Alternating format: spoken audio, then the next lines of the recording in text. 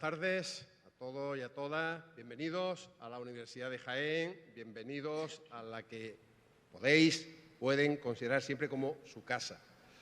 Va a dar comienzo el acto de clausura del curso de posgrado 2024-2025 de la Universidad de Jaén, acto en el que se van a entregar los reconocimientos a los mejores trabajos fin de máster defendidos a lo largo del año 2024.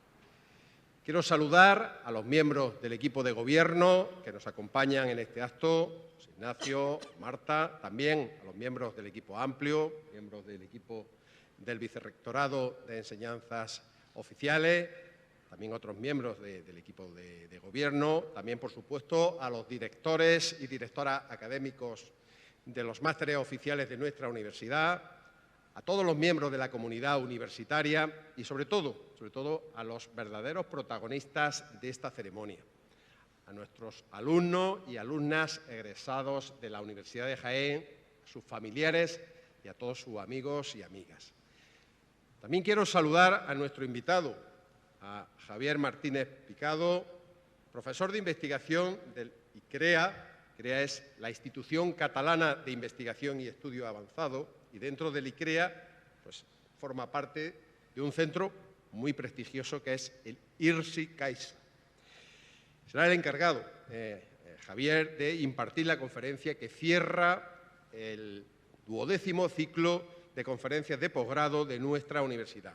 Muchas gracias, Javier, por estar hoy aquí, por acompañarnos, por estar hoy aquí, rodeado de muchos de nuestros estudiantes que yo creo que van a disfrutar mucho, igual que nosotros, de la conferencia que vas a impartir. También nos acompaña Alejandra García Quesada, egresada UJA y galardonada con el premio al mejor trabajo fin de máster de la Universidad de Jaén el año 2023, a quien agradezco la presencia en este acto. Muchas gracias, Alejandra. Igualmente nos acompañan en esta mesa el director del Centro de Estudios de Posgrado de la Universidad de Jaén, Antonio Caruz. Antonio, muchísimas gracias. Y por último, tengo a mi lado a la vicerrectora de Enseñanzas Oficiales, Aimate Abriuel, a la que tengo el honor de cederle la palabra. Muchas gracias, Aimate.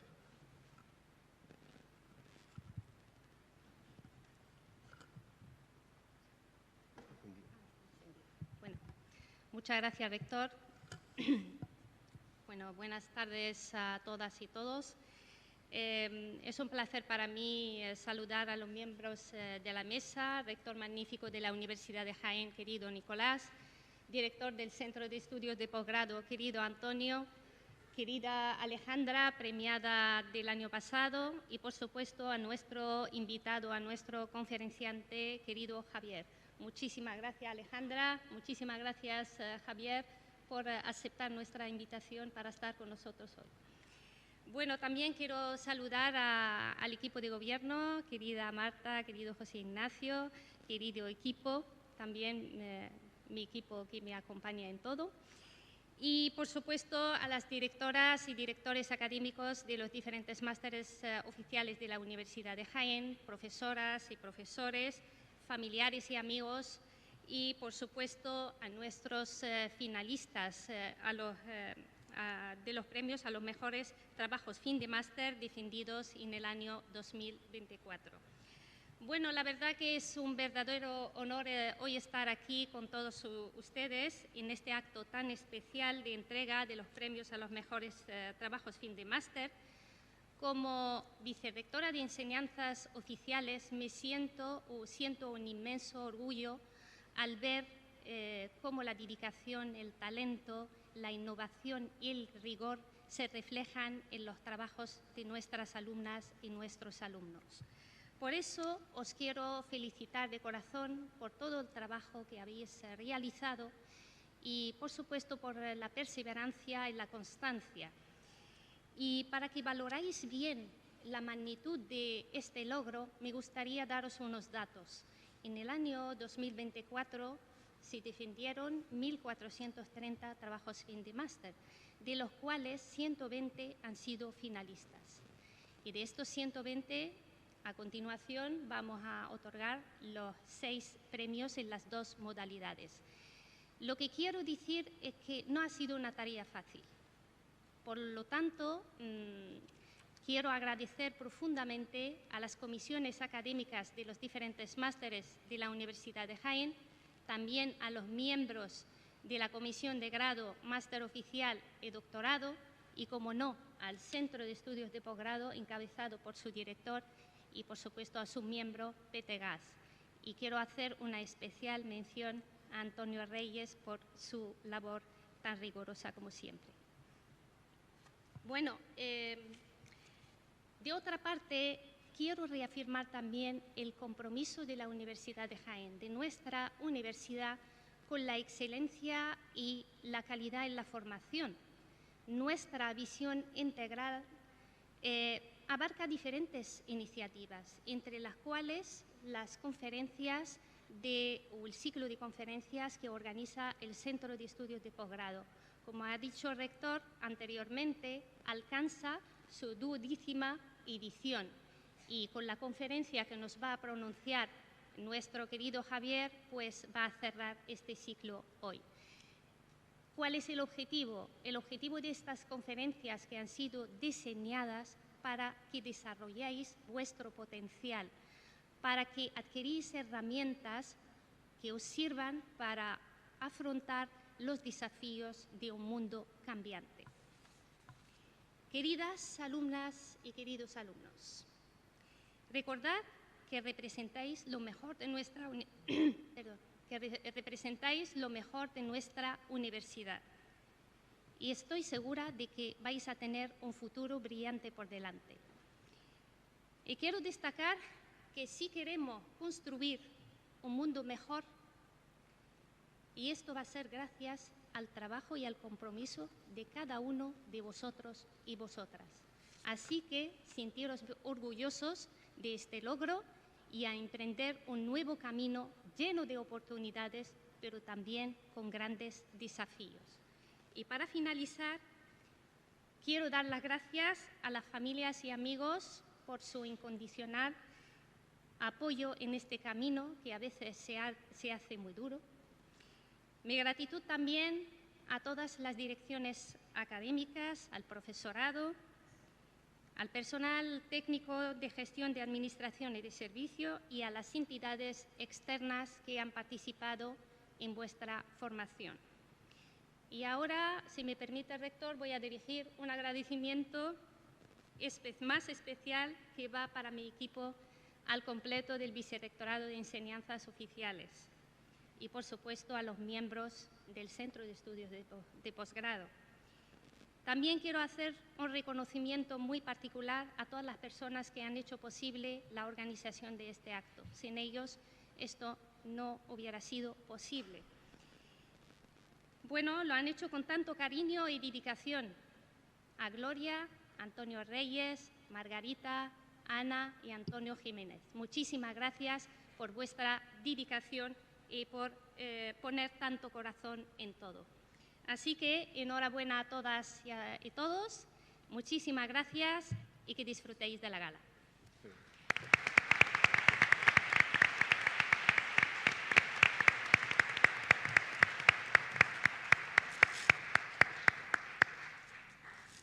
Muchas gracias, Inmate. Mi agradecimiento por la excelente labor que está realizando, que viene realizando al frente del Vicerrectorado de Enseñanzas Oficiales de nuestra universidad, un vicerrectorado fundamental. Todos lo son, todos igualmente importantes, pero el Vicerrectorado de Enseñanzas Oficiales es un vicerrectorado en donde, desde luego, pasan un montón de cosas y aburrimiento no hay. Eso se lo puedo garantizar a todos ustedes. Así que muchísimas gracias a ti, Mate, y a todo tu equipo por dedicación, esfuerzo, compromiso y, sobre todo, por el buen hacer del día a día. Así que muchísimas gracias. Y ahora le voy a ceder la palabra. Tiene la palabra Alejandra García Quesada, egresada de nuestra universidad, de tu universidad, que obtuvo el primer premio de los mejores TFMs defendidos en el año 2023 en la modalidad Economía, Comercialización y Cooperativismo Oleícola. Cuando quieras, Alejandra. Muy bien. Pues buenas tardes. En primer lugar, quiero agradecer a todos los miembros de la mesa. ¿Escucha? Acércatelo quizá un poquito más. Ahí. ¿Aquí? Ahí. Vale. Bueno, pues repito, buenas tardes a todos. Agradecerle en primer lugar a todas las personas que me acompañan en la mesa, el rector, la vicerrectora, el director del Centro de Estudios de Posgrado y nuestro conferenciante. Muchísimas gracias por la invitación. Quería comenzar felicitando a todos los estudiantes que hoy están aquí presentes y otros muchos que seguro no han podido venir, pero que han sido seleccionados. Darles mi enhorabuena porque llegar hasta aquí no es nada fácil. El año pasado era yo la que estaba ahí sentada, acompañada de mi familia y disfrutando del acto, ajena a lo que iba a suceder después. Ganar el primer premio es un reconocimiento a la calidad de tu trabajo.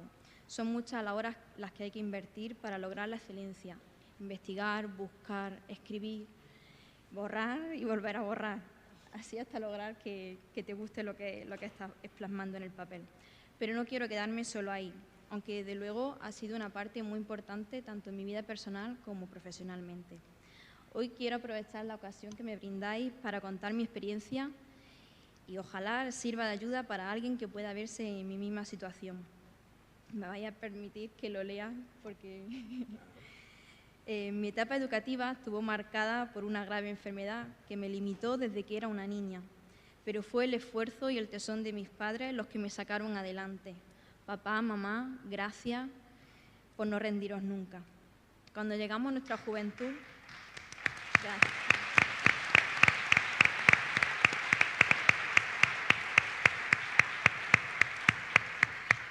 Cuando llegamos a nuestra juventud pensamos que es la etapa para salir con los amigos, para disfrutar, para viajar, pero el destino a veces es cruel con las personas y nos lleva por donde quiere. Y ahí está, una vez más, mi familia para sacarme adelante y seguir remando. Es entonces cuando maduras de golpe, cuando te das cuenta que hay que tirar siempre, cueste lo que cueste.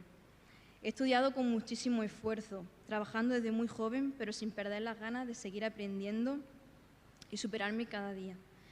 Volví a la universidad después de muchos años. Cursé mi máster compaginándolo con mi gran pasión, mis 2 hijos, pero siempre sin perder la ilusión y las ganas. Gracias a Andrés, que está por ahí, por ayudarme en este maravilloso equipo que formamos. He sido muy feliz estudiando en la UJA y aunque no me doy por vencida y quiero seguir estudiando, sé que tengo que compaginar familia, trabajo y estudio. Pero cuando llegue ese día, saldrá la niña que llevo dentro y dirá, lo logré. Ánimo, compañeros, estudiar, esforzaos, trabajar y recordar siempre que por muy difícil que se os pueda llegar a poner la vida, siempre debemos de tener un motivo para seguir adelante y sonreír. Muchas gracias.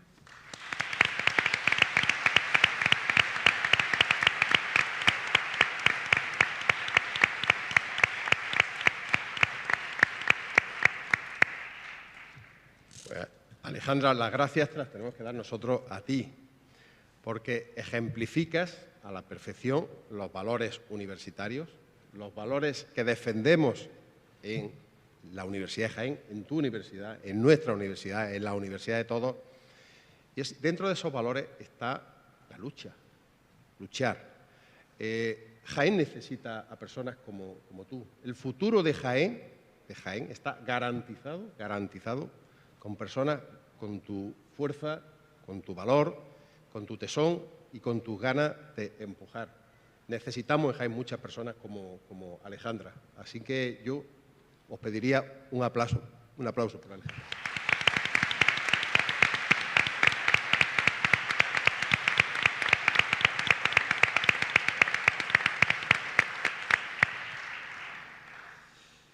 Bien, ahora llega uno de los momentos más importantes de este acto, con la conferencia de Javier Martínez Picado, un destacado científico español, reconocido por su liderazgo en el ámbito de la investigación en virología e inmunología clínica. Me cuesta decir la palabra inmunología, los que somos de otro ámbito, especialmente dentro del campo del VIH o del SIDA, ¿no?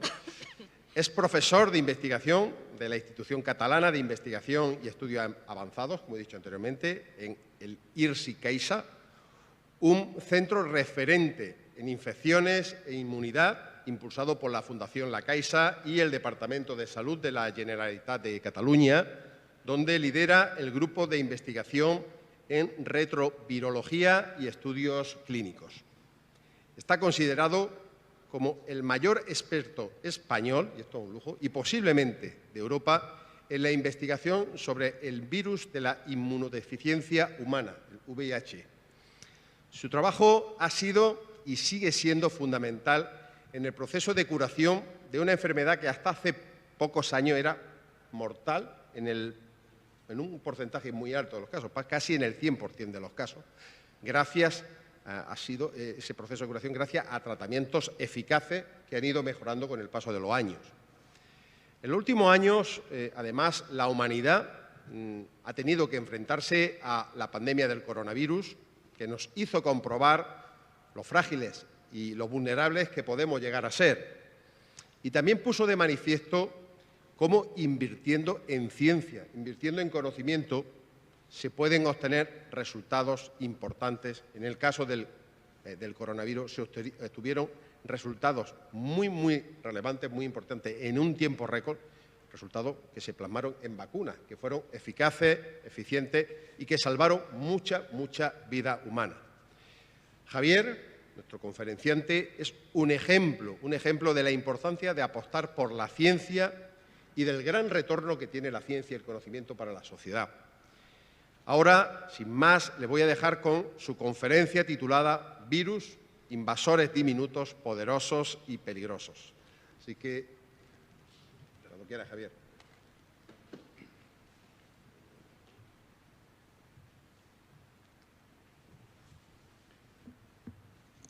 Buenas tardes a todos. Magnífico rector, amigos docentes, profesores, investigadores y alumnos de la Universidad de Jaén. Es un verdadero placer estar aquí con vosotros esta tarde. Dándoos esta conferencia, que siempre es un terreno pantanoso, porque nunca sabes quién hay en la audiencia. Si saben mucho, saben poco, y nunca hay que insultar la inteligencia de nadie, pero tampoco quedarse en un ámbito totalmente ecléctico. Y empezaré diciéndoos una cosa y revelándoos un secreto. Al final, el título ha sido Virus, invasores diminutos, poderosos y peligrosos. Pero por un momento quise que fuese virus esos pequeños cabrones. Pero bueno, como estamos en un ámbito académico, lo vamos a mantener en un ámbito formal, ¿de acuerdo? A ver si consigo que pasen las diapositivas. Vamos a por ello. Y la razón por la que al final he mantenido el título completo es porque quiero daros una visión más global de lo que son los virus, que no son solo cabroncetes, hacen más cosas. Y creo que es importante que, a pesar de que todos hemos tenido nuestro propio máster en virus durante la COVID, y tal cual, ha habido un montón de conceptos de virología que durante la COVID se han hecho muy populares, os quiero explicar alguna cosa más de los virus. Mira, por una parte, el concepto pequeño, porque miréis, ¿y qué es pequeño? Os voy a hablar de 4 cosas y 4 parámetros que todos conocéis. Virus, bacterias, que a veces la diferencia entre bacteria y virus no está todo claro, pero son 2 tipos de organismos completamente diferentes. Una célula como las que tenemos nosotros en la sangre o en el cuerpo, y una persona. ¿Y cuáles son, que yo las he dibujado ahí igual, cuáles son las dimensiones de escala entre todos ellos? Pues mirad, os voy a poner ejemplos para que os hagáis una idea de cómo son de diferentes. Y serían así. Una persona sería un globo aerostático. Una célula, y las personas estamos formadas por células, sería una pelota de tenis. Una bacteria sería equivalente a una canica, más pequeña que una pelota de tenis. Y un virus sería equivalente, no lo puedo poner de forma individualizada, pero a una semilla de amapola. Por tanto, la diferencia en tamaño, en volumen, entre un virus y una célula eucariota sería de unas casi medio millón de veces. Eso quiere decir que cada virus que infecta una de nuestras células, normalmente solo un virus infecta una célula, es 500.000 veces, medio millón de veces más pequeño que la célula que infecta. Y casi 37 billones, con B de brutal, 37 millones más pequeño que una persona. Por tanto, primer mensaje, las escalas de tamaño y de volumen son tremendamente diferentes. Pero hay otro tamaño que muy pocas veces consideramos cuando hablamos de virus, de bacterias, de células, que es el tamaño genómico, algo que Antonio Caruz trabaja con mucho ahínco, el tamaño genómico. El libro de instrucciones que cada uno de estos organismos lleva debajo de su brazo para poderse multiplicar. Y fijaros, aquí también hay grandes diferencias. un virus, vamos a ver si consigo que funcione, ahí. Un virus tendría en código genético el equivalente a 5 o 6 páginas escritas de texto. Cada letra es un ácido nucleico. Una bacteria tendría el equivalente a prácticamente,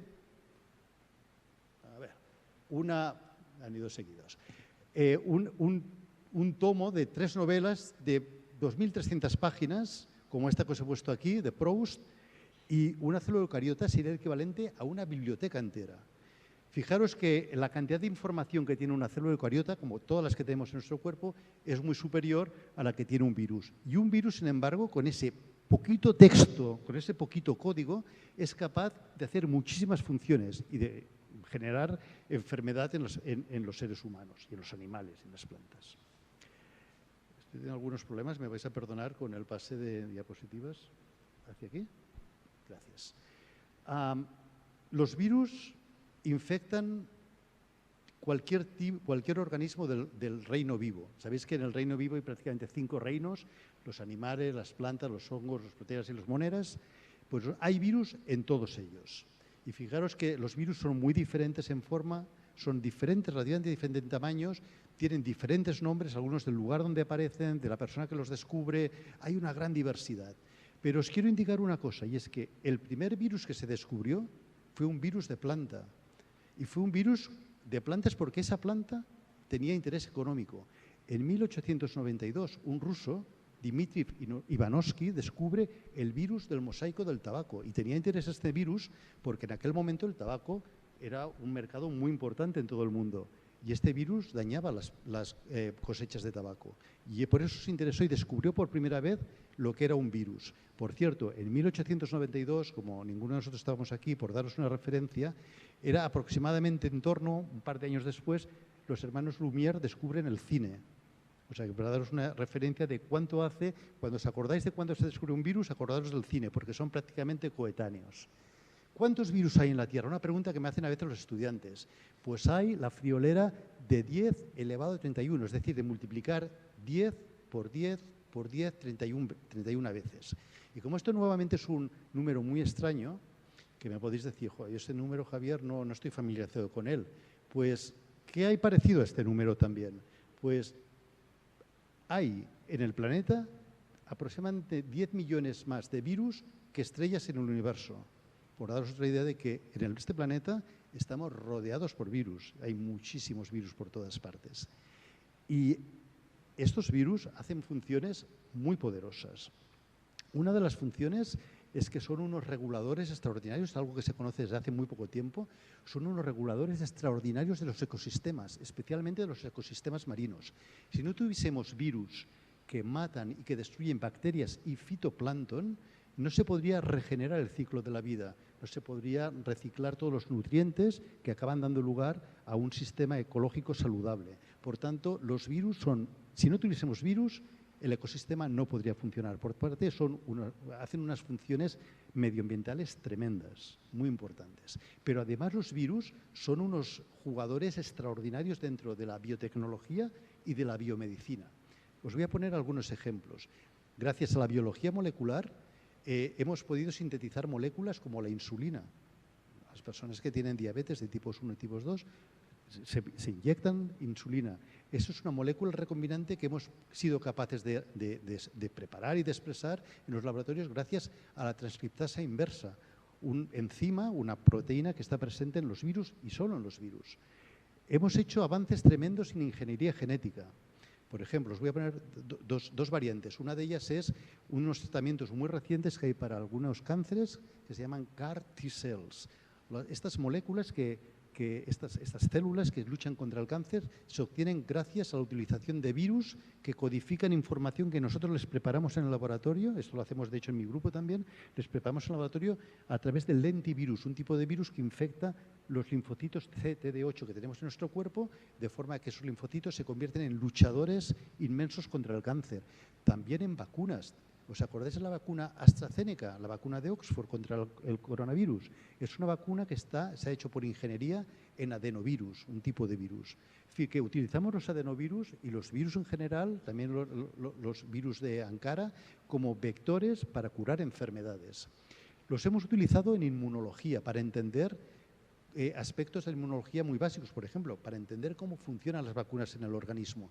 Y lo hemos hecho gracias a un virus muy raro que tiene un nombre extraño, que es el virus de la meningococcosis. Es un virus que nos ha permitido descubrir una molécula clave en todos los sistemas inmunitarios que estamos aquí, que se llama HLA, the Human Leukocyte Antigen, clave para que nos funcione el sistema inmunitario y que las vacunas respondan. Pero también han sido clave los virus para entender la evolución. La evolución de animales, de plantas, es lenta. Necesitamos que pasen generaciones. En cambio, cuando trabajamos con virus, en un día podemos reproducir decenas, centenas de generaciones en un solo día y podemos estudiar cambios evolutivos genéticos gracias a modelos virales.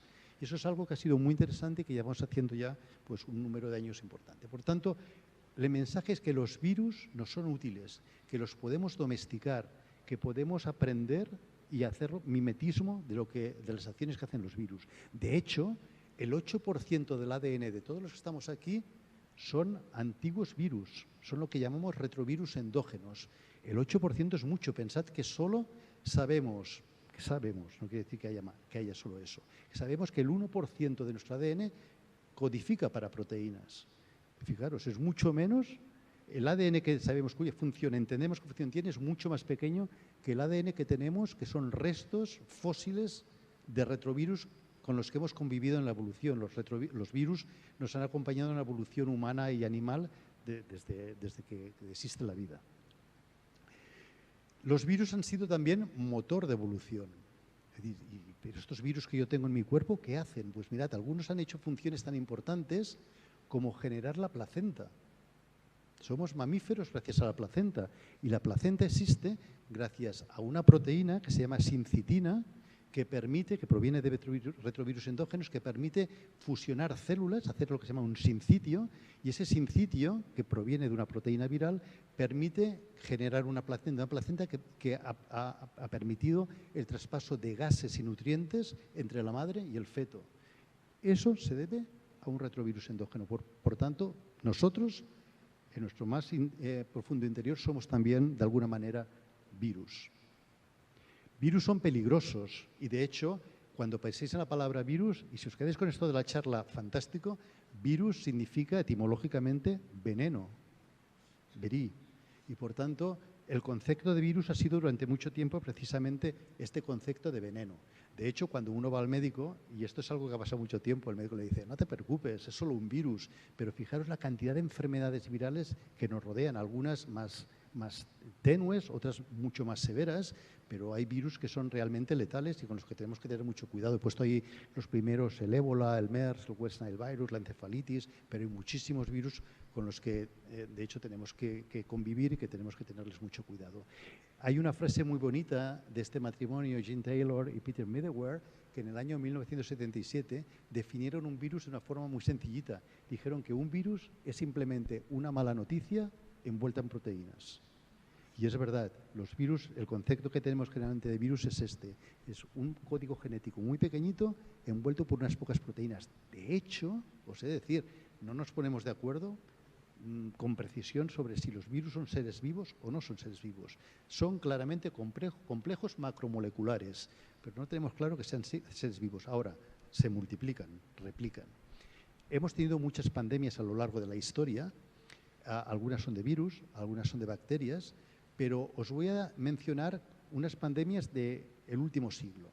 La primera que os quiero mencionar, que habréis oído hablar de ella, la mal llamada gripe española del año 1918-19, una gripe causada por una cepa que se llama H1N1 y que provocó más de 20 millones de víctimas. Hay una historia detrás de esto. Esto ocurre durante la Primera Guerra Mundial, por eso se acabó llamando la gripe española, por un tema de que la prensa lo liberó en España antes que en otros países, pero provocó más víctimas la gripe que la propia Primera Guerra Mundial. Con lo cual, pequeños y, como os decía, peligrosos. Las pandemias o epidemias de ébola a partir del año 1976. Este es un tema en el que yo entré precisamente el año 2014 en nuestro equipo. En el año 14, algunos os acordaréis, hubo un brote muy grande, el más grande que ha habido de ébola en la historia, en África Occidental, un brote al que nos llegaron casos a España y de hecho murió al menos un par de personas en España por casos de ébola, pero en otros países también. Y a partir de este momento nosotros empezamos a trabajar en ébola y seguimos trabajando en el virus ébola buscando anticuerpos que puedan bloquear su acción en la interacción con las células que el virus infecta. El COVID, el SARS-CoV-2, que lo que hizo fue vaciar las calles. Eso es una foto de las Ramblas de Barcelona durante el COVID. Y mira, no hay nadie, solo palomas. Pero en cambio esa es una foto de nuestra UCI durante el periodo de la COVID. Vació las calles, llenó las UCIs. Una experiencia de la que todos hemos salido más o menos afectados, pero fue una experiencia dura realmente. Más de 625 millones de infectados, 6 millones de muertes. Voy a hacer un inciso porque, y no lo tomo de una forma baladí lo que voy a decir, 6 millones de muertes son muchas muertes, pero fijaros que con el número de afectados es una estimación de mortalidad de solo un 1%. O sea que no es una mortalidad muy alta comparado con las estimaciones de mortalidad. Por ejemplo, ébola tiene el 50%. O sea que aún así es un virus con el que podíamos lidiar y salir, en el mejor de los casos, pues bastante bien parados. Pero me he dejado para el final una pandemia, que es la pandemia del SIDA, la pandemia de la infección por VIH. Una pandemia que afectó a personas muy conocidas, algunos murieron, otros siguen entre nosotros, pero personas del mundo público, que movilizó por primera vez en la historia a gran cantidad de personas afectadas luchando por sus derechos en la salud pública, pero sobre todo, y quiero hacer un recordatorio y quiero hacer una mención muy especial, porque es una enfermedad que ha afectado y afecta a muchos países del sur global, a muchas personas que viven en países con pocos recursos. Y eso sigue siendo así. En Europa no tenemos prácticamente ningún caso de niños que nacen seropositivos con VIH por transmisión materno-infantil. En cambio, en otros países sigue habiendo infecciones durante el embarazo.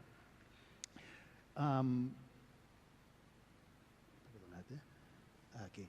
La infección por VIH es una infección que, sin saber todavía que era causada por un virus, la patología se descubre en el año 1981, principalmente en las dos costas de Estados Unidos, en Nueva York y en Los Ángeles, y que rápidamente se descubre que está asociada a una falta de unas células, que son los linfocitos T4, una célula del sistema inmunitario que todos tenemos en nuestra sangre y en nuestros órganos linfoides. Una célula muy importante porque es como si fuese el director de la orquesta del sistema inmunitario.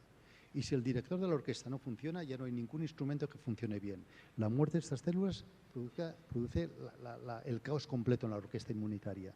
Por tanto, era una célula muy importante y era la que precisamente era diana y es diana del virus del VIH. Solo 2 años después, en el año 83, Luc Montagnier y François Barré-Sinoussi del Instituto Pasteur descubren que es un virus el que lo causa y poquito después Robert Gallo en Estados Unidos también lo confirma. De hecho, Luc Montagnier y François Barré-Sinoussi reciben el premio Nobel en el año 2008 por este descubrimiento. Sabéis que es un virus que se transmite por fluidos corporales, diferentes tipos, intercambios sexuales, pero también por transfusiones, por uso de jeringuillas, materno-infantil también en algunos casos, por transfusiones. Todo esto se ha ido minimizando y la verdad es que ahora los sistemas de prevención son cada vez mejores. No obstante, las cifras en los últimos informes de las Naciones Unidas son estos. Desde el año 81, que os decía que se identificaron los primeros casos de VIH, han muerto 42 millones de personas. ¿Os acordáis que os dije que habían muerto 6 millones de VIH, de COVID? Han muerto 42 millones de personas. Otros 40 millones conviven actualmente con el VIH en el mundo. Hay más de 1 millón de nuevas infecciones anuales, estos son datos globales, y más de 600.000 muertes anuales por el VIH. Obviamente esto está pasando más en países en vías de desarrollo, en países desarrollados. Y la medicación, de la que hablaré ahora, está alcanzando aproximadamente 3/4 partes de las personas que conviven con este virus. Por tanto, tenemos un virus dañino y un virus que, si lo ponemos en cifras, y estamos hablando de que es un virus que sin tratamiento antiviral tiene una mortalidad de casi el 100%. Y esto en los años 80, en los años 90 era así. Y de hecho una de las cosas que me motivó a mí a trabajar en este campo fue eso, casos directos, personas que yo conocía que fallecieron de la infección por VIH sin poder acceder al más mínimo medicamento. Es un virus que, si me pedís, Javier, ¿y en qué se diferencia el VIH de otros virus? Diría que en 3 cosas. en más, ¿vale? Pero me dejéis saltar 3. Una es que precisamente infecta células del sistema inmunitario, el mismo sistema inmunitario que nos tiene que defender de las infecciones. El COVID infectaba células pulmonares, no del sistema inmunitario. Por eso pudimos desarrollar una vacuna. En este caso es más complicado. De hecho, no tenemos una vacuna para el VIH, una vacuna preventiva. Se integra en lo más íntimo de nuestras células, que es el ADN, nuestro libro de material genético. Ahí se queda integrado y o la célula donde se ha integrado se muere o ahí se va a quedar. Y por último es un virus que evoluciona muy rápido, cambia tan rápido que cuando queremos diseñar tratamientos o vacunas siempre vamos detrás de él, porque, como os decía antes, en los sistemas de evolución de virus es un virus extremadamente rápido, solo quizá comparable con el virus de la hepatitis C. Pero es un virus que progresa a una gran velocidad. ¿Dónde aparece el VIH? El VIH por primera vez aparece en África Central. Hay una cosa que se llama transmisión interespecífica, que ocurrió, creemos, en torno al año 1920, hace un siglo ahora. Este término de transmisión interespecífica, algunos habéis oído hablar de zoonosis, que es un término más técnico, pero es el salto de un virus de una especie de animales a otra. Y esto pasa con muchos virus. Hay una fase de exposición, en el caso del VIH pasó de primates no humanos a primates humanos, en concreto del pan troglodites troglodites, que es el chimpancé para los amigos, a los humanos. Y esta exposición, por diferentes razones, se convirtió en una transmisión, que es el segundo paso, y si esa transmisión consigue también establecerse en el ser humano y se puede conseguir dispersión o diseminación entre seres humanos, pues tenemos una pandemia. Este ejemplo que os pongo aquí para el VIH es lo que pasó con la COVID en el caso de los murciélagos. También un virus que pasa a humanos, se transmite y luego se empieza a dispersar entre humanos. Es lo que ocurre con la gripe, un virus que viene de las aves, que hace saltos y que si se establece y se transmite adecuadamente se puede dispersar entre humanos. Por tanto, los virus patogénicos tienen este esquema. Y una cosa muy interesante es, ¿os acordáis que os decía que el libro genético, el código genético de un virus solo tiene 5 páginas? Pues mirad, son 5 páginas muy perniciosas, porque con esas 5 páginas consigue secuestrar y controlar para su beneficio más de 140 proteínas celulares, proteínas que no son del virus, son de la célula, pero las pone como esclavas a trabajar para él. Por eso puede multiplicarse con tanta facilidad. Y esas proteínas en muchos virus las tenemos identificadas y en otros virus pues las vamos identificando poco a poco. En los principios de los años 90, hubo un caso, yo estaba trabajando en Estados Unidos en aquel momento, a mediados de los años 90, que era el caso de este hombre, Stephen Crone. Stephen Crone se presentó en los periódicos como el hombre que no podía contraer el SIDA. Y no entendíamos por qué. Era un hombre que era homosexual, que había tenido relaciones con otras personas y todos sus amigos y parejas habían fallecido de VIH. Y él nunca lo cogió. ¿Por qué fue eso? Pues eso aprendimos con el tiempo, que fue por una mutación genética que él tenía en sus 2 alelos, que forman nuestro código genético, una mutación que es necesaria, una mutación que está en un gen que es necesario para que el virus infecte una célula. El virus, para entrar a una célula, tiene que empujar 2 puertas. Una de esas puertas es una molécula que tiene un nombre muy rarito, que es CCR5. Pues en esa molécula, si hay una mutación, el virus no puede empujar la puerta, no la puede abrir. Y este hombre tenía esa mutación en lo que llamamos homocigosis en sus 2 alelos. Por tanto, se convirtió en era una persona de forma natural y de nacimiento refractaria a la infección por el virus. Y de aquí aprendimos, de un caso real, aprendimos algo genético que no sabíamos. Pues bien, luego volveré sobre este tema. Quiero que os acordáis de esta mutación de Stephen Crone, que por cierto, Crone era el nieto del médico que dio nombre a la enfermedad de Crohn, el síndrome de inflamatorio intestinal. Luego volveré sobre esto, pero terapia antirretroviral. La terapia nos ha permitido tratar a los pacientes con VIH y gracias a esa terapia todo ha ido en favor de los pacientes. De hecho, esto ha sido un camino muy largo. Durante muchos años, al principio solo teníamos un medicamento que llamamos el AZT. Por cierto, si alguno queréis saber algo sobre este medicamento y lo duro que fue esa época a finales de los años 80, podéis ver una película muy interesante, se llama Dallas Buyers Club.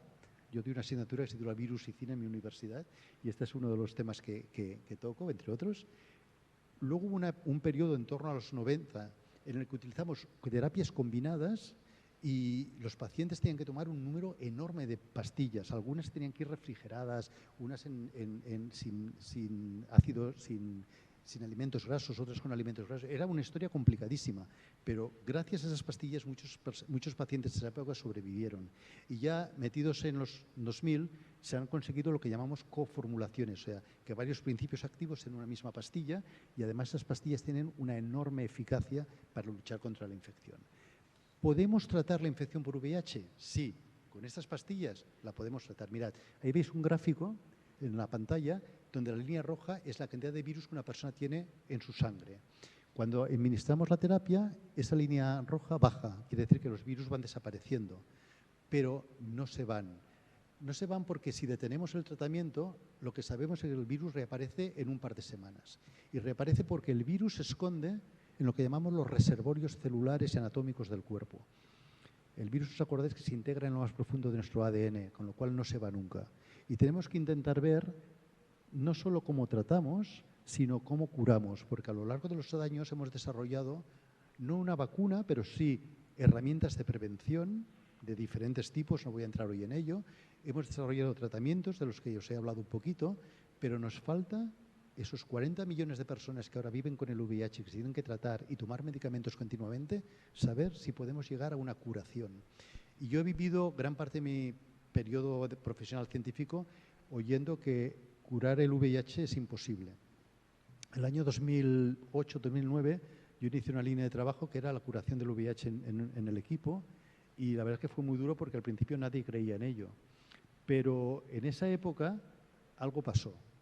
Y vuelvo a Stephen Krohn, este señor que os he explicado antes, que en el año 1996 descubrimos esta mutación.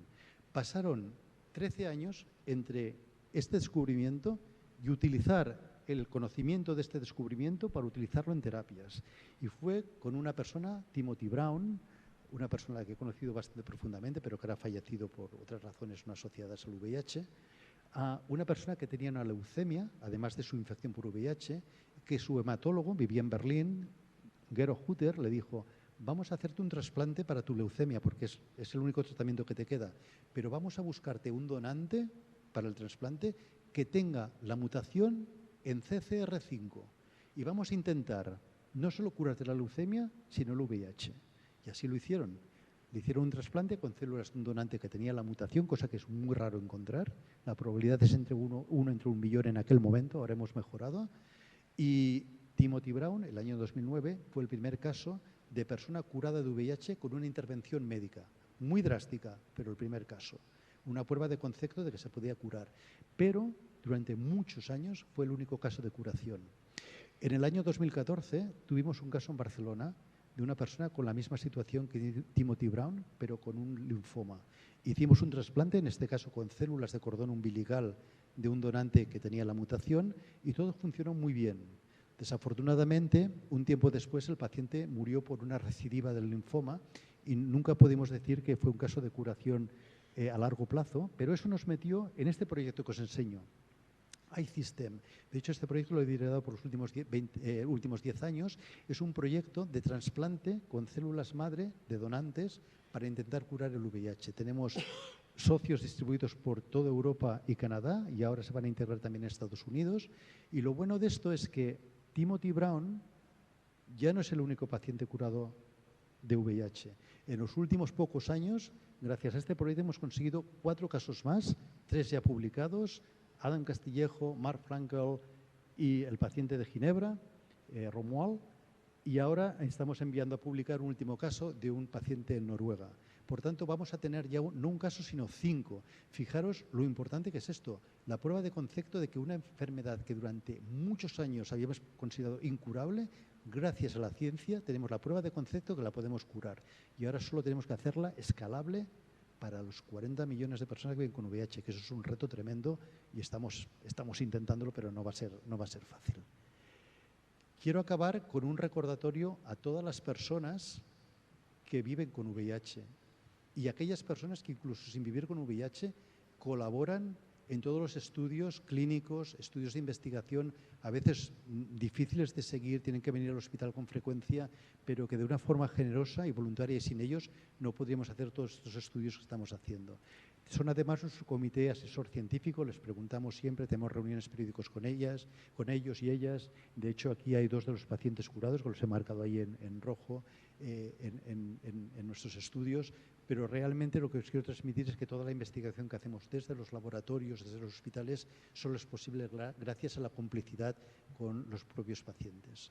Y por último, agradecer a mi centro, a mi equipo, ese es mi equipo, y a todas las entidades financiadoras, pues el soporte continuo en el proyecto que os he explicado, pero también en otros muchos proyectos que van pues un poquito más allá del VIH, que tocan otros virus, que será pues para otra ocasión. Muchas gracias.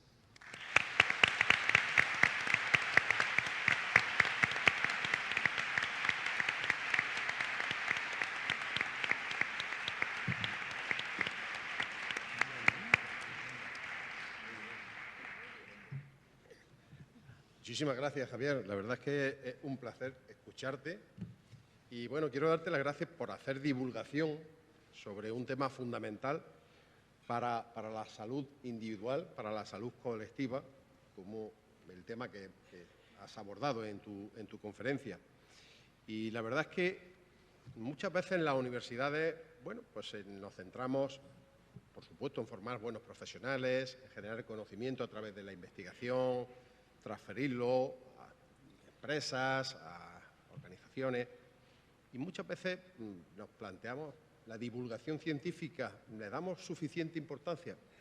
Aquí en la Universidad de Jaén sí lo hacemos, pero yo creo que tenemos que esforzarnos con carácter general más en la divulgación científica, porque si la sociedad no entiende y no llegamos a la sociedad en relación a lo que hacemos, en relación al impacto de lo que hacemos en las universidades, en los centros de investigación, lo que no se explica, lo que no se conoce, no se valora.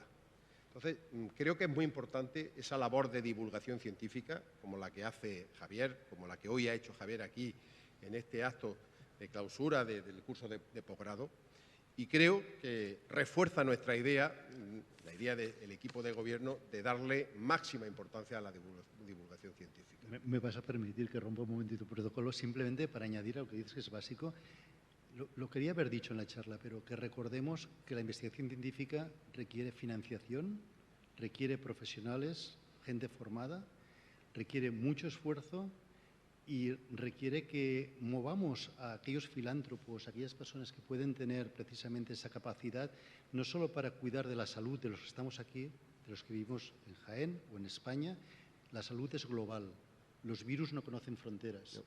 Entonces, todos tenemos que saber que la inversión no es una inversión para Andalucía, para España, es una inversión para el mundo. La inversión en salud es global. Pues.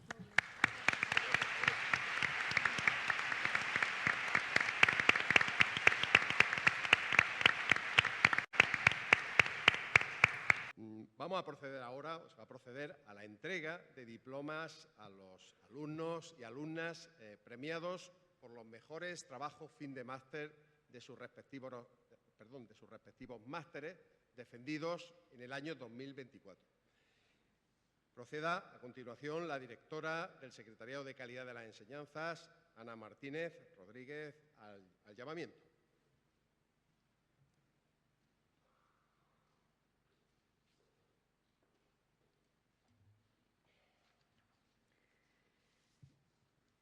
Bueno, finalistas, premios mejores TFM, vamos a empezar por cada máster.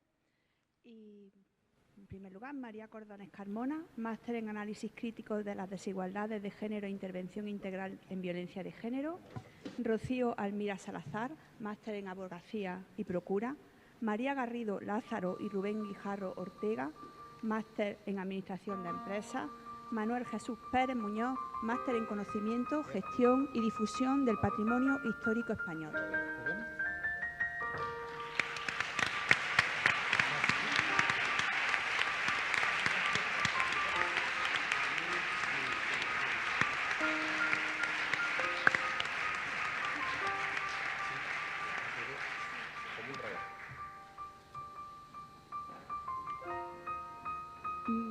Miguel Damas Flores, Yolanda García Camacho, del máster en Arqueología de los Paisajes Culturales. Raquel García Barranco, Andrea García Melero, del máster en Avances en Seguridad de los Alimentos. Almudena García de la Fuente, máster en Dependencia e Igualdad en la Autonomía Personal.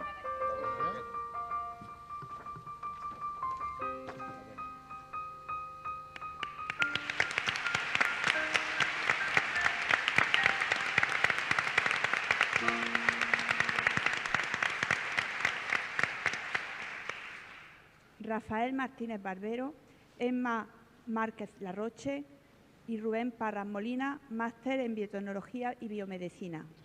Carlos Martínez Castillo, Ismael Martínez Cabrera, máster en Dirección, Gestión y Emprendimiento de Centros y Servicios Sociosanitarios.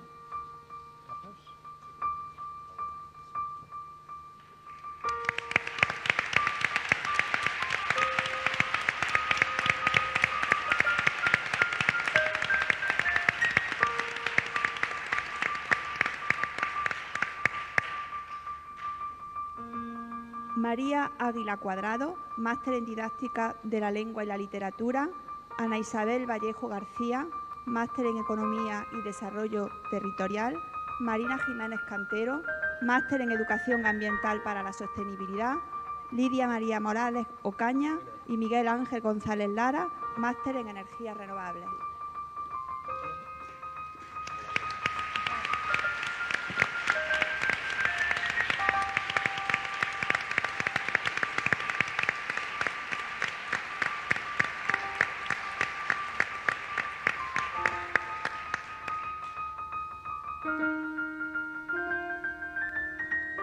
María Juana Millán Reyes, máster en Enfermería de Cuidados Críticos, Urgencia y Emergencia.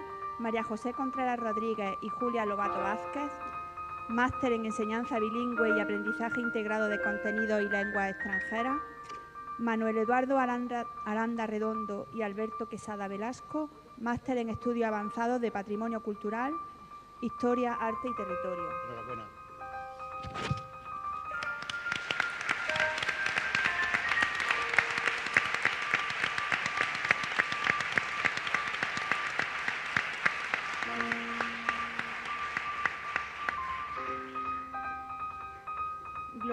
Gloria María Pradas Hidalgo, máster en Industria Conectada. Sergio Moreno Buesa, máster en Ingeniería de los Sistemas Fotovoltaicos. Zainab Nuro Aji, máster en Ingeniería de Minas. Maruán Bouslama, máster en Ingeniería del Transporte Terrestre y Logística. Ray Augusto dos Santos, máster en Ingeniería Geodésica y Geofísica Aplicada.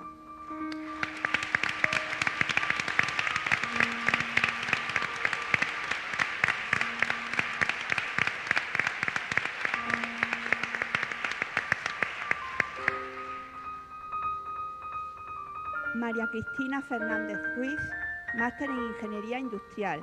Víctor Rodríguez Cano, máster en Ingeniería Informática. Antonio Mudarra Machuca, máster en Seguridad Informática. Luz María Galaso García, máster en Intervención Asistida con Animales. José María Desdentado Guillén, máster en Investigación en Ciencias de la Salud.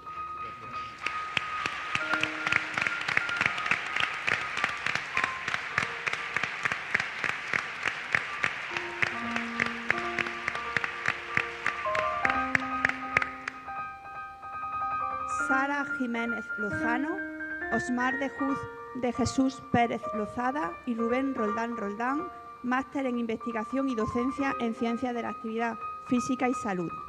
Hussein Al-Maliki y Saúla Ortega Rodríguez, del máster en Investigación y Educación Estética, Arte, Música y Diseño.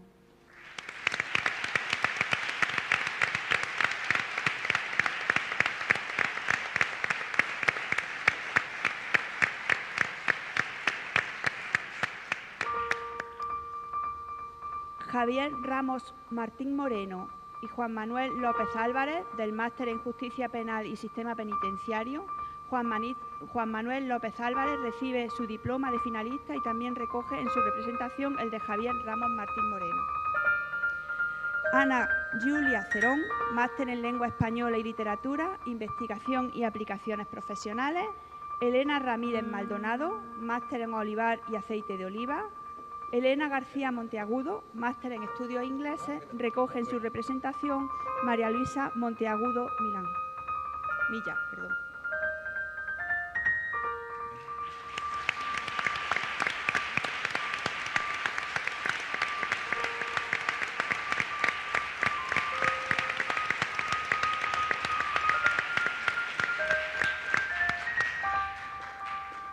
Analía Carolina de Vans, Juan Luis Lillo León, Rimsky Antonio Materán Villegas y Libertad Moreno Moreno, máster en Prevención de Riesgos Laborales. Ana Linares Fernández, máster en Planificación y Gestión Sostenible del Turismo.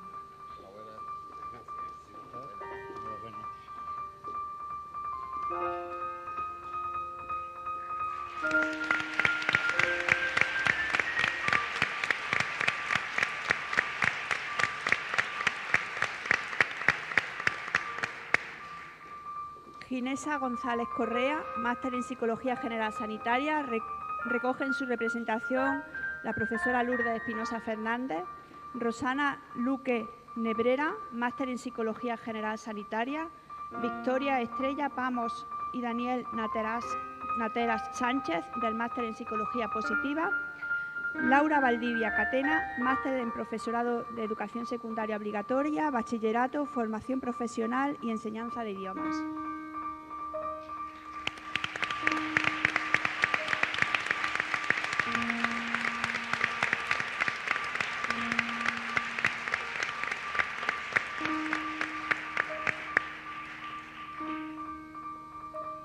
Carlos Castro Consuegra, Eva María Espada Montero, José Luis Flores Centeno, Lucía Galán Cano, Marta Gámez Valero, del máster de Profesorado en Profesorado de Educación Secundaria Obligatoria, Bachillerato, Formación Profesional y Enseñanza de Idiomas.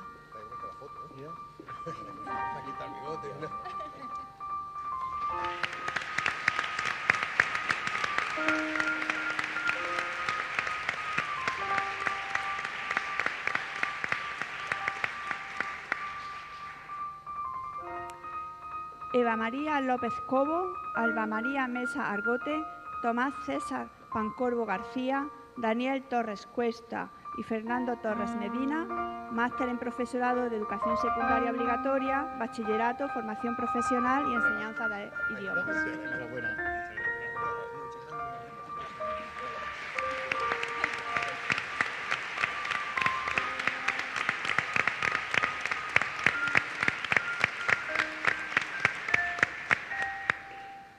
Manuel Germán Morales, máster en Ingeniería Informática, recoge su representación el profesor Antonio Jesús Rivera Rivas.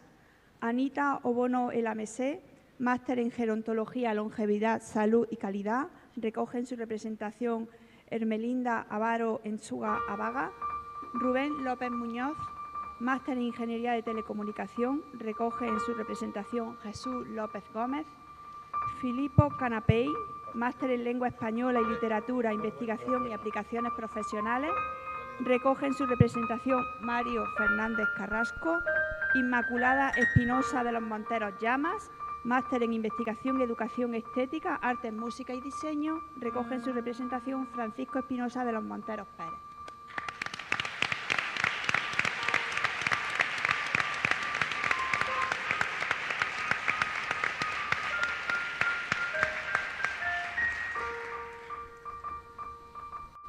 Estrella Jiménez Robles, máster en Análisis Crítico de las Desigualdades de Género e Intervención Integral en Violencia de Género. Sandra Chambilla Pérez, máster en Avance en Seguridad de los Alimentos. Y como finalista de la modalidad 2 de los premios relativa a estudios de economía, comercialización y cooperativismo oleícola, Flavia Álvarez Reyes, máster en Administración de Empresas. Pedro Jesús Ruiz Martínez, máster en Olivar y Aceite de Oliva.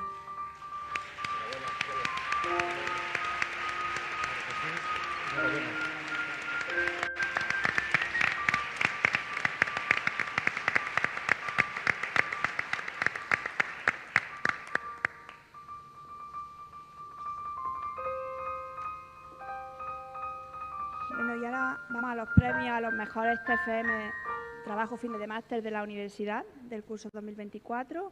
El quinto premio, Accessit, Javier Ramos Martín Moreno, máster en Justicia Penal. Entrega el galardón doña Alejandra García Quesada, primer premio al mejor TFM en su actualidad.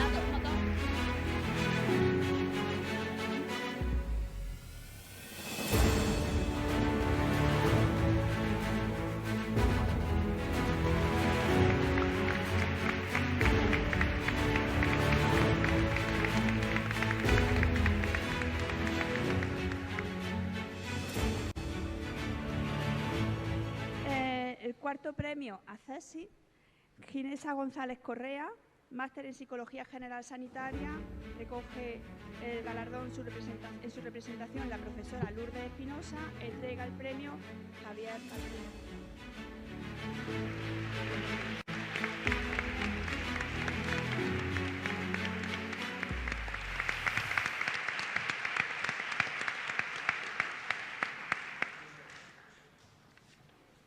El tercer premio, mención honorífica, Manuel Germán Morales, máster en Ingeniería Informática, recoge en su representación el profesor Antonio Jesús Ribarriga. Entrega el premio don Antonio Párez Arcos, director del Centro de Estudio de Posgrado.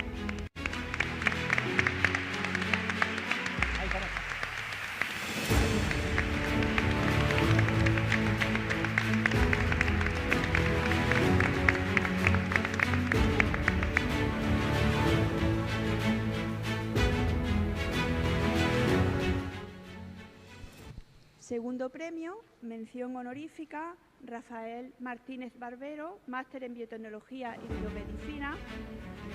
Entrega el premio Igmate Amiguel Ayani, vicerrectora de Enseñanza Oficial.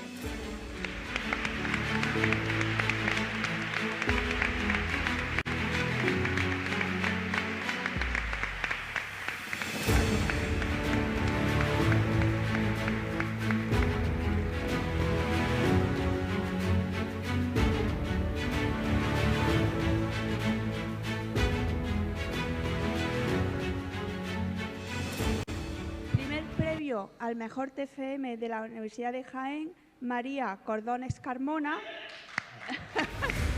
máster en Análisis Crítico de las Desigualdades.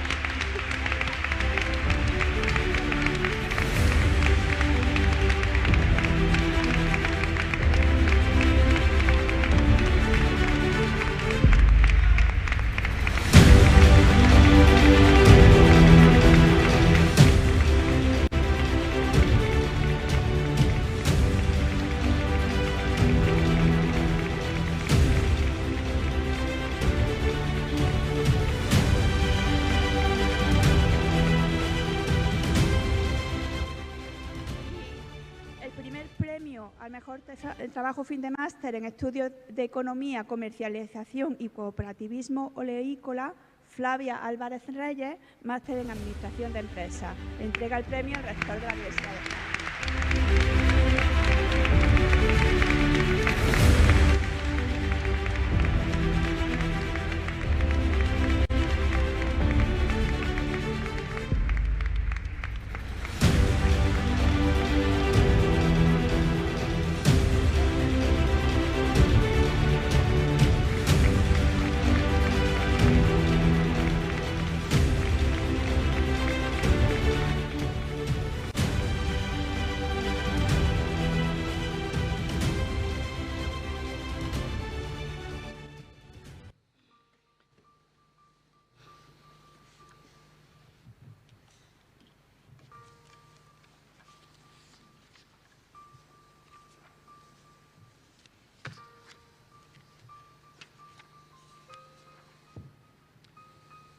Bueno, la verdad es que muy emocionante, ¿verdad? Sobre todo el primer premio en las dos categorías. Flavia, bueno, después de aquí a un ratito que terminaremos, seguro que lo vais a disfrutar todos y todas enormemente. Bien, es un honor para mí clausurar ya esta ceremonia y compartir con todos vosotros y vosotras unas breves reflexiones. En la UJA, en la Universidad de Jaén, tenemos muy claro que una de nuestras señas de identidad más marcadas, más definidas, es la formación integral de nuestro alumnado, de nuestro estudiantado. Y por ello le dedicamos un gran esfuerzo a diseñar e impartir una oferta de posgrado que se ajuste a las necesidades específicas de cada estudiante, de cada uno de nuestros alumnos y alumnas, potenciando sus conocimientos, competencias y también su empleabilidad, algo muy importante. Nuestro objetivo no es otro que dar respuesta a las necesidades cambiantes de formación del mundo profesional, cada vez más complejo y más exigente, en la realidad que tenemos delante. Ante esto, el principal reto está en adaptar nuestra capacidad formativa e investigadora. Las dos cuestiones son fundamentales en una universidad de prestigio como es la UJA, como es vuestra universidad, adaptarla a las necesidades de nuestro alumnado y a las demandas de la sociedad, principalmente a las demandas de nuestro entorno más cercano, a las demandas de la provincia de Jaén. Esta visión es la que impulsa la constante evolución de nuestra oferta de másteres oficiales. Queremos que cada egresado y egresada de la UJA tenga la oportunidad de continuar su especialización en el área o en la rama que haya elegido. Y en eso venimos trabajando años y vamos avanzando mucho y creo que bien. Para el curso próximo, 2025-2026, nos complace anunciar la incorporación de 6 nuevos másteres oficiales: el Máster en Investigación e Intervención Comunitaria para la Transformación y la Inclusión Social, el Máster en Derecho Digital, Máster en Gestión Administrativa y Derecho de la Empresa, el Máster en Especialización Docente e Investigación en Didáctica de las Ciencias, el Máster en Investigación e Innovación Pedagógica y el Máster en Ingeniería Mecatrónica y Robótica. Ofreceremos un total de 1.842 plazas para nuestros 59 másteres oficiales, lo que representa un aumento del 7% respecto al curso anterior. Estos programas formativos, cubren todas las ramas del conocimiento y se desarrollan en diversos formatos, pero siempre con un enfoque claro y muy bien definido. Estar en continua adaptación al mercado laboral, desarrollar todo el potencial de nuestro estudiantado y, sobre todo, facilitar la consecución de un buen empleo acorde a la formación recibida. Fruto de ese compromiso, la Universidad de Jaén ha logrado aumentar su tasa de inserción laboral. Según el informe de inserción laboral del año 2025, la inserción laboral en los másteres de la Universidad de Jaén alcanza el 62%. Además, otro dato importante, relevante, es que la UJA, nuestra UJA, se distingue por ser la universidad joven andaluza con mayor porcentaje de empleo generado. Y eso es muy importante. Le prestamos mucha atención a la empleabilidad y a la inserción laboral de nuestros estudiantes, de nuestros jóvenes. Y estos logros no son casualidad. Son el resultado de la calidad y diversidad de nuestra oferta formativa, de la cualificación y excelencia, y quiero centrarme en la excelencia humana, sobre todo más que profesional, humana, de nuestro personal docente e investigador, de la profesionalidad de nuestro personal técnico de gestión, administración y servicios y, por supuesto, de nuestra firme apuesta por el crecimiento y mejora continua en la UJA. Quisiera expresar mi más sincero agradecimiento a todo el profesorado, a todo el personal técnico de gestión, administración y servicios que ha contribuido en la docencia, en la coordinación y en la gestión de nuestros másteres oficiales. Gratitud que quiero hacer extensiva a las comisiones de selección de los premios que hoy hemos otorgado y, por supuesto, a las instituciones, empresas y entidades colaboradoras que han apoyado el desarrollo de estos programas formativos, de nuestros másteres oficiales. También quiero ofrecer un especial reconocimiento al equipo del Vicerrectorado de Enseñanzas Oficiales por vuestro entusiasmo, dedicación y por los excelentes resultados obtenidos año tras año en la organización de este entrañable y, la verdad es que, un acto bonito, entrañable, a la vez que solemne, por supuesto. Y, por último, me dirijo a los verdaderos protagonistas de este acto, a vosotros, a nuestros estudiantes, a la razón de ser de nuestra universidad, a lo más preciado que tenemos. Habéis demostrado talento, esfuerzo, compromiso con la formación integral y la excelencia académica. Permitidme que os diga que sois nuestros mejores embajadores, y nos sentimos muy, muy orgullosos de todos vosotras y de todos vosotros. Mi enhorabuena a vosotros y vosotras, a vuestros familiares, a los amigos, a las amigas, a vuestros tutores y tutoras, porque soy consciente, y creo que vosotros también, que el camino hacia la excelencia es difícil de transitar si no se hace en buena compañía. Y vosotros y vosotras lo habéis hecho en una excelente compañía. Compañía de vuestra familia, de vuestros amigos y sobre todo de los tutores y tutoras que habéis tenido, que son todos absolutamente extraordinarios. Vuestro paso por la UJA, por vuestra UJA, ha dejado huella, no solo como generación UJA, sino como personas comprometidas con la sociedad. Y eso es muy importante, no lo olvidéis nunca. Vuestra dedicación, creatividad y capacidad crítica serán los pilares de los cambios que tendrán impacto en nuestro entorno más cercano y en todo el mundo. Y por último, quiero que recordéis que vuestra formación no acaba aquí. Las puertas de vuestra universidad siempre estarán abiertas para que sigáis profundizando en vuestros respectivos campos o ramas de conocimiento o adquiriendo nuevos conocimientos que contribuyan al avance del saber y al desarrollo social, económico, cultural, en principio de nuestra tierra y en general de nuestra sociedad.